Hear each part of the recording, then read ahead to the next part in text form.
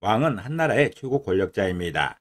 그의 권한은 모든 국토와 국민에게 막강하게 미치게 되고 심지어 생사 여탈권을 포함하여 모든 부분에서 가능하지요.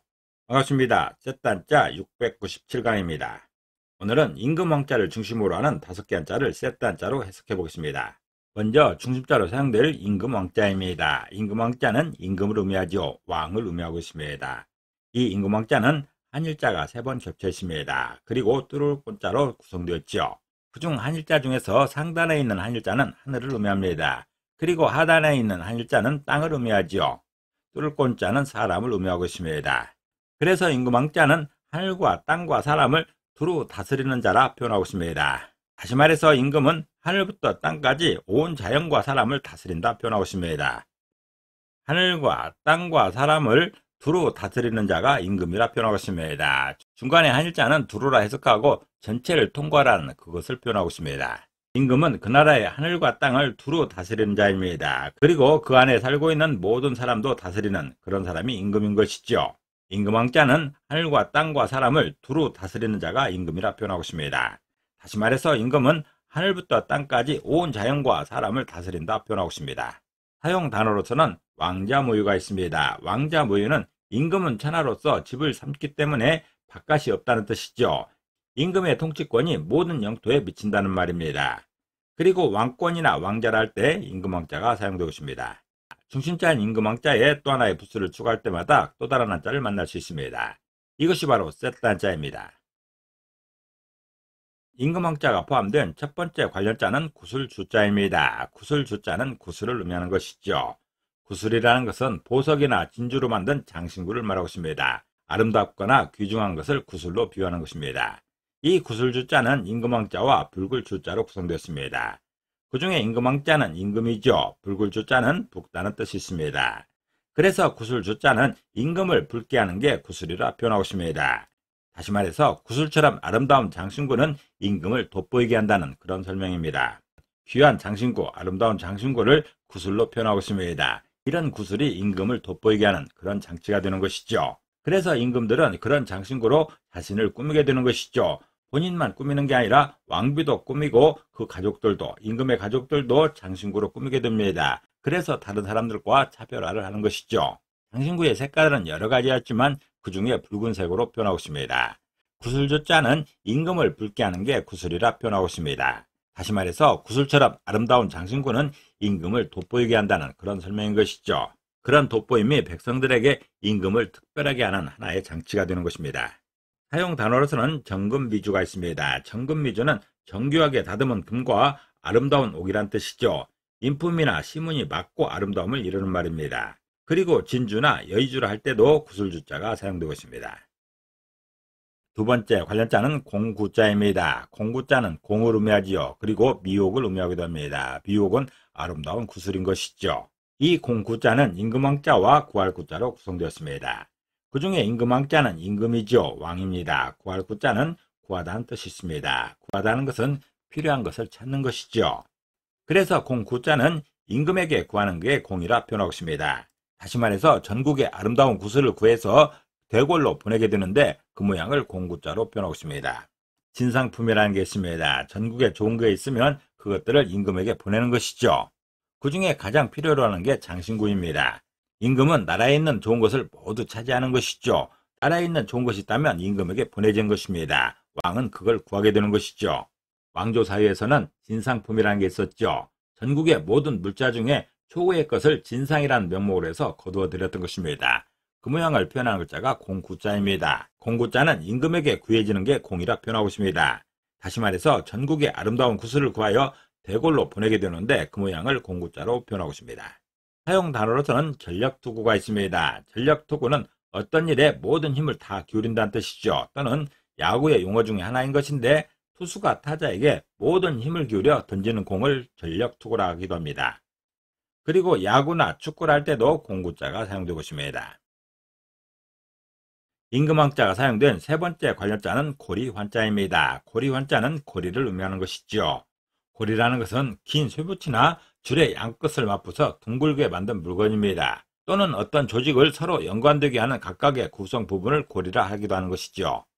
이 고리환자는 임금왕자와 그물망자와 슬플 애자로 구성되었습니다. 그 중에 임금왕자는 임금을 의미하는 것이고 그물망자는 그물입니다. 그물은 사방으로 펼쳐져 있기 때문에 사방으로 해석하겠습니다. 슬플 애자는 슬프다는 뜻이 있죠. 그래서 고리환자는 임금을 슬프게 하는 그물 같은 것이 고리라 표현하고 있습니다. 다시 말해서 임금의 국정 수행에 있어서 방해가 되는 각종 애로사항들을 고리로 표현하고 있습니다. 붓으로 사용되는 슬플 애자 중에 상부에 있는 머리 두 자에 뚜루꼰 부분이 빠지고 그물망자가 올라간 모양입니다. 상부에 있는 뚜루꼰자가 생략된 모양인 것이죠. 그래서 고리환자는 임금의 국정 애로사항은 고리처럼 겹겹이 산지한다는 것을 설명하고 있습니다. 임금은 절대 권력자에서 모든 것을 자기 마음대로 할 것 같지만 사실은 그렇지도 못합니다. 전국에 낱마처럼 펼쳐져 있는 각각의 문제들을 해결해야 되는 그런 임무가 있는 것이죠. 그런 일을 하지 못한다면 무능한 군주로 전락할 수밖에 없습니다. 전국에 낱마처럼 펼쳐져 있는 그런 문제들을 고리로 설명하는 것입니다. 그 고리처럼 많은 문제들 하나하나가 굉장히 복잡하고 어려운 것이죠. 그런 문제를 맞닥뜨리는 임금의 마음이 슬픈 것입니다. 고리환자는 임금을 슬프게 하는 그물 같은 것이 고리라 표현하고 있습니다. 다시 말해서 임금의 국정 애로사항은 고리처럼 겹겹이 산지한다는 것을 이렇게 설명하는 것이죠. 임금은 나라 안에 있는 모든 문제에 관섭해야 되기 때문에 그 문제 하나가 겹겹이 쌓여 있어서 이렇게 낱마처럼 고리처럼 엮여 있는 것입니다. 그렇게 많은 문제들을 고리환자로 설명하고 있습니다. 사용 단어로서는 환고일세가 있습니다. 환고일세는 온 세상을 빙 둘러본다는 뜻이죠. 세상에 쓸만한 사람이 없어서 찾아 헤맴을 탄식하여 이르는 말입니다. 그리고 화환이나 순환이랄 때 고리환자가 사용되고 있습니다.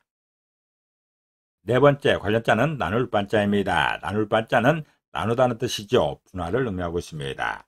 이 나눌반자는 임금왕자와 칼도자와 임금왕자로 구성되었습니다. 그 중에 임금왕자는 임금을 의미하는 것이고 칼도자는 칼을 의미합니다. 칼은 강압적인 것이죠. 무력을 의미하고 있습니다. 그래서 나눌반자는 임금과 임금을 칼로 나눈다 표현하고 있습니다. 다시 말해서 황제가 관할하는 드넓은 영토 중에 각각의 제후를 세워서 그 영토를 나누게 되는데 그 영토 나누는 방법이 강압적이라는 그런 설명입니다. 황제가 제후의 영토를 강압적으로 나누어 분할하는 그 모양을 나눌반자로 설명하고 있습니다. 처음 나눌 때는 그나마 쉬울 수 있지만 어떤 제후가 관할하는 그 영토를 다른 제후에게 나눠주려 할 때 그때는 문제가 많죠. 쉽게 주려고 하지 않기 때문에 강제를 동원할 수밖에 없습니다. 무력을 동원한 것이죠. 그렇게 어떤 제후의 영토가 나눠지는 그 모양이 나눌반자입니다. 그 제후 한 명 한 명이 임금인 것이죠. 왕인 것입니다. 그 왕들을 다스리는 게 황제인 것이고요. 나눌반자는 임금과 임금을 칼로 나눈다 표현하고 있습니다.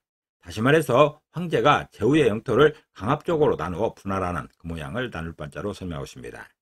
사용 단어로서는 반문농부가 있습니다. 반문농부는 자신의 실력을 헤아리지도 아니하고 어떤 일을 하려고 무모하게 덤비는 일을 이루는 말입니다. 그리고 양반이나 반상이랄 때 나눌반자가 사용되었습니다. 임금왕자가 사용된 다섯 번째 관련자는 나타날 현자입니다. 나타날 현자는 나타나다는 뜻이 있죠. 현재를 말하고 있습니다. 나타나다는 것은 눈앞에서 나타나는 것을 말하는 것이죠. 실제하는 것, 지금 현재를 말하고 있습니다. 이 나타날 현자는 임금왕자와 볼기현자로 구성되었죠.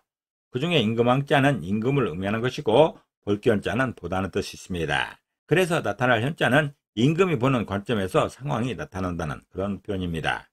다시 말해서 나타날 현자가 의미하는 그 현재라는 것은 임금이 보는 관점을 말하는 것이죠. 어느 집단에서든지 그 집단 안에 최고 지도자의 의지대로 세상은 굴러가게 되어 있습니다. 그 사람이 판단하는 대로 그 집단이 굴러가는 것이죠. 어떤 복잡한 문제가 있을 때 그 문제에 대해서 선택할 책임이 있는 사람이 임금입니다. 임금이 선택하는 대로 결정이 되는 것이죠. 그 결정에 따라 현재가 되는 것입니다.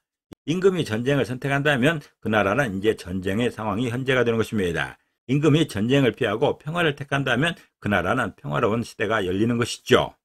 임금의 선택에 따라 그 나라가 전쟁의 포화 속에 빠져들기도 하고 평화롭게 지낼 수도 있는 것이죠. 백성들의 현재는 임금의 판단에 딸려 있는 것이죠. 임금이 어떻게 선택하냐에 따라 백성들의 현재가 결정되는 것입니다. 어떻게 보면 내 인생의 주인공은 내가 아닌 것이죠. 임금이 주인공인 것입니다. 사용 단어로서는 사유현상이 있습니다. 사유현상은 경제, 법률, 예술 등 인간의 사회생활에 의하여 생기는 모든 현상을 통틀어 이루는 말입니다. 그리고 현재나 현존이랄 때 나타날 현자가 사용되고 있습니다. 오늘은 세트 한자 697강으로서 임금왕자를 중심으로 하는 5개 한자를 세트 한자로 해석해봤습니다. 오늘 배운 것을 다시 한번 요약하겠습니다.